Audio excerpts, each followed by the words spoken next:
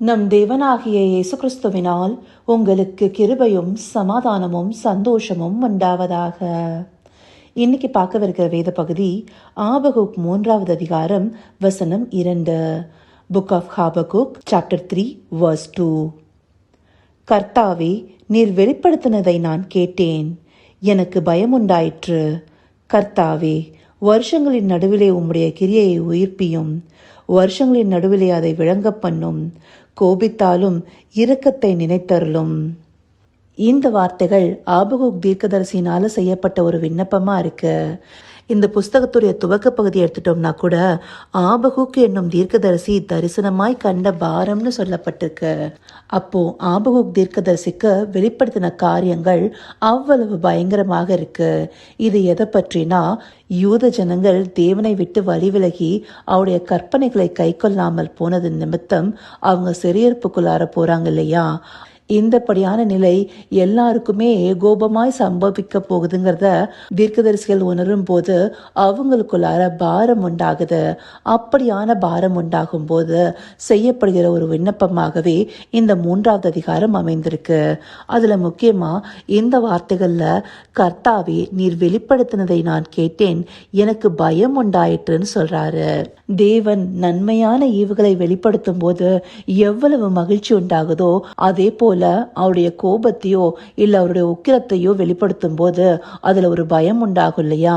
அதையே இங்க ஆபகுக் சொல்றாரு. அதற்கு பிற்பாடு, கர்த்தாவே, வருஷங்களின் நடுவிலே உம்முடைய கிரியையை உயிர்ப்பியும், வருஷங்களின் நடுவிலே அதை விளங்க பண்ணும்னு கேட்கிறாரு.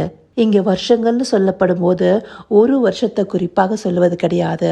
அவங்க சிறையிருப்புக்குள்ளார கொண்டு போகப்படும் போது அந்த வருஷங்களுக்கு நடுவுல தேவனுடைய கிரியைகளை உயிர்ப்பிக்க சொல்றாரு. உயிர்ப்பியும்னு சொல்லப்பட்ட இந்த வார்த்தை ஆங்கிலத்துல ரிவைவ்னு சொல்லப்பட்டிருக்கு.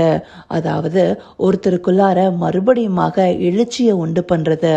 அவங்க தேவனை விட்டு வழிவிலகி போய் இந்தப்படியான காரியங்களுக்குள்ளார சிக்கொண்டு போயிருக்கோங்கிற உணர்வுக்குள்ளார வந்து மறுபடியுமாய் தேவனிடத்துல திரும்பக்கூடிய காரியங்களை தேவன் தாமே அந்த ஜனங்களுக்கு கொடுக்க முடியும்.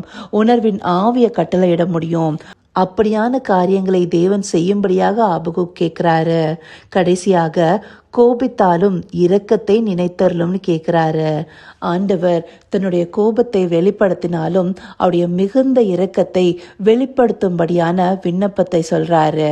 நம்முடைய தேவன் இரக்கத்துல ஐஸ்வர்யம் உள்ளவரா இருக்கிறாரு. அவர் கோபித்தாலும் இரக்கத்தை வெளிப்படுத்தக்கூடியவரா இருக்காரு.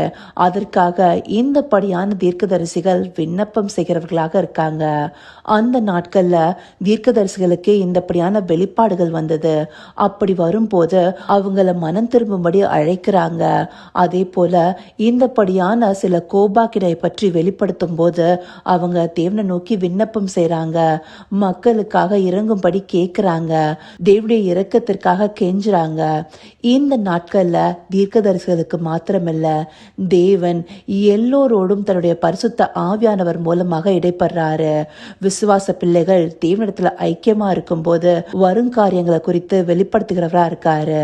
முக்கியமா வேத புஸ்தகமே நமக்கு வருங்காரியங்களை காண்பிக்கிறதாக இருக்கு. வெளிப்படுத்தின விசேஷம் கடைசி நாட்கள்ல எப்படியான காரியங்கள் சம்பவிக்குங்கிறத பட்டியலிட்டு நமக்கு காண்பிக்கிறது. இப்படியான காரியங்கள் நடக்கவும் ஆரம்பிச்சிருச்சு. அப்படி தேவனுடைய வருகைக்கு முன்பாக நடக்க போகிற சில காரியங்களும், அவருடைய வருகைக்கு பிற்பாடு நடக்கவிருக்கிற உபத்திரவங்களும், அதற்கு பிற்பாடு வரவிருக்கிற கோபாக்கினையும் அறிந்து கொண்ட விசுவாச பிள்ளைகள் என்ன செய்யணும்? தேவனிடத்துல அவருடைய இரக்கத்திற்காக விண்ணப்பம் செய்கிறவர்களாக இருக்கணும். அநேக ஜனங்களை ஆதாயப்படுத்திக் கொள்ள அவரை நோக்கி வேண்டுதல் செய்யணும். நடக்கவிருக்கிற காரியங்களை அறிந்து கொண்டு தேவனை நோக்கி அனுதினமும் திறப்பில நின்று ஜெபிக்கிறவர்களாக இருக்கணும். அந்தப்படியான கடமை நம்ம ஒவ்வொருத்தர் மேலேயும் இருக்கு. ஏன்னா தேவன் அவருடைய வார்த்தைகளை நமக்கு வெளிப்படுத்தி இருக்கிறாரு. இதை அறிந்து கொண்டும் நாம நம்முடைய சுய காரியங்களுக்கு மாத்திரமே ஜெபிக்கிறவர்களாக இருக்கலாமா? அந்தபடியாக இருந்தோமே ஆனால் நாம சுயநலமான ஒரு வாழ்க்கையை வாழ்கிறவர்களாகவே இருப்போம் இல்லையா? நாம அப்படி ஒருபோதும் இருக்கக்கூடாது. அநேக ஆத்துமாக்களுக்காக ஜெபிக்கிறவர்களாக இருக்கணும். தேவனுடைய கோபாக்கினை நாள் வரப்போகுதுங்கிறத அறிந்து கொண்டு தேவனுடைய இரக்கத்திற்காக அவரிடத்துல மன்றாடணும்.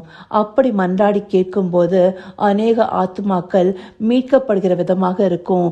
அநேகர் தேவனை அறிந்து கொள்வதற்கு மனம் திரும்புவதற்கு ஏதுவாக இருக்கும். அந்த நாட்கள்ல ஆசாரியர்களும் தீர்க்கதரிசிகளும் தேவனை நோக்கி மன்றாடி இருக்காங்க. இந்த நாட்கள்ல தேவன் நம்மையே ராஜரீக ஆசாரிய கூட்டமா தேர்ந்தெடுத்திருக்காரு இல்லையா? நாம அநேகருக்காக இடைப்படுகிறவர்களாக இருக்கணும். நமக்கு தரிசனங்களையும் அவருடைய வார்த்தைகளையும் வெளிப்படுத்துறாரு. இது எல்லாமே எதற்காக? நாம தேவனை நோக்கி விண்ணப்பம் செய்வதற்காக. இந்தபடியான கடமை நமக்கு இருக்குங்கிறத தேவன் இந்த வார்த்தைகள் மூலமா வெளிப்படுத்துறாரு. இதை அறிந்து கொண்டு நாம தேவனை நோக்கி விண்ணப்பம் செய்கிறவர்களாக இருக்கணும். இந்தபடியான நிலைகள் வரும்போதும் நாம தேவனுக்குள்ளார உறுதியா இருக்கணும். இதே அதிகாரத்துல ஆபகுக் 17வது வசனத்திலிருந்து 19வது வசனத்துக்குள்ளார சொல்றாரு, அத்திமரம் துளிர்விடாமற் போனாலும், திராட்சை செடிகளில் பலம் உண்டாகாமற் போனாலும், ஒலிவ மரத்தின் பலனற்று போனாலும், வயல்கள் தானியத்தை விளைவிடாமற் போனாலும், கிடையில் ஆட்டு மந்தைகள் முதலற்று போனாலும், தொழுவத்தில் மாடு இல்லாமற் போனாலும், நான் கர்த்தருக்குள் மகிழ்ச்சியாயிருப்பேன், என் ரட்சிப்பின் தேவனுக்குள் களி கூறுவேன். ஆண்டவராகிய கர்த்தர் என் பெலன், அவர் என் கால்களை மான்கால்களை போலாக்கி உயரமான ஸ்தலங்களில் என்னை நடக்க பண்ணுவார். இப்படியாக தேவனுக்குள் மகிழ்ச்சியா இருந்து அவருடைய ரட்சிப்புக்குள்ளார களி கூறுகிற பிள்ளைகளாக நாம இருக்கணும். அவர்தாமே நம்முடைய பெலன், அவர்தாமே நம்முடைய கால்களை மான்கால்களை போல ஆக்குவாரு. நம்முடைய வாழ்க்கையில எந்த ஒரு ஏற்ற இறக்கம் இருந்தாலும் சரி, எப்படி ஒரு நிலையில இருந்தாலும் சரி, தேவன் தாமே நமக்கு எப்பொழுதுமே ரட்சிப்பாகவும் நம்முடைய பெலனாகவும் நமக்கு எல்லாமாகவும் இருக்கிறாரு. அவருக்குள்ளார எப்பொழுதுமே சந்தோஷமா இருக்க வேண்டியது நம்முடைய கடமையாகவும் இருக்கு. இப்படியான சிந்தையோடு விசுவாச பிள்ளைகள் ஒவ்வொருவருமே இருக்கணுங்கிறதே தேவனுடைய விருப்பமா இருக்கு. அந்தபடியாக தேவனுக்குள்ள மனமகிழ்ச்சியா இருந்து அவரை நோக்கி அநேகருக்கு விண்ணப்பங்களை செலுத்தி அவருடைய இரக்கத்துக்காய் விண்ணப்பிக்க அவரை நோக்கி பார்ப்போமா? கர்த்தாவே, தேவாதி தேவனே, உமக்கே இந்த வேலை நன்றி செலுத்துகிறோம் ராஜா. அப்பா, பூர்வ நாட்கள்ல தீர்க்கதரிசிகளுக்கு நீங்க வெளிப்படுத்தின பாரமான காரியங்களை அறிந்து கொண்டு உம்முடைய இரக்கத்திற்காக உம்முடைய சமூகத்துல விண்ணப்பம் செய்கிறவர்களாக, உம்முடைய கிருபைக்காக வேண்டி நிற்கிறவர்களாக அவங்க இருந்தாங்க தகப்பனே. இந்த நாட்கள்ல தேவரீர் எங்களை ராஜரீக ஆசாரிய கூட்டமாகவும் தீர்க்கதரிசிகளாகவும் தேர்ந்தெடுத்திருக்கீங்க தகப்பனே. எங்களுக்கு நீங்க உம்முடைய வேதத்திலிருந்து காரியங்களை வெளிப்படுத்திருக்கீங்க. இந்த கடைசி நாட்கள்ல நடக்கவிருக்கிறதை அறிந்து கொண்டும் நாங்க மௌனமா இருக்கக்கூடாது தகப்பனே. உம்மை நோக்கி அனுதினமும் விண்ணப்பம் செய்கிறவர்களாய், திறப்பில் நின்று ஜனங்களுக்காய் ஜெபிக்கிறவர்களாய், உம்முடைய இரக்கத்திற்காய் வேண்டி நிற்கிறவர்களாய் மாறணும் தகப்பனே. ஆம் ராஜா, தேவனுடைய இரக்கத்தையும் அன்பையும் அறிந்து கொண்டு ஒவ்வொருவரும் மனம் திரும்பி உம்மை நோக்கி பார்க்க வேண்டிய நாட்களை தேவரீர் எங்களுக்கு தந்தரலுங்க தகப்பனே. சபையாய் நாங்கள் எழும்பி இந்தபடியான விண்ணப்பங்களை ஏறெடுக்க எங்களை நடத்தி அருளுங்கப்பா. அப்படியே நீங்க எங்களை நடத்த போகிற தயவிற்காய் நன்றி. சகலவித துதி மகிமை கனம் யாவும் ஒருவருக்கே செலுத்துகிறோம். இயேசு கிறிஸ்துவின் மூலமாய் வேண்டிக் கொள்கிறேன் பிதாவே. ஆமேன், ஆமேன்.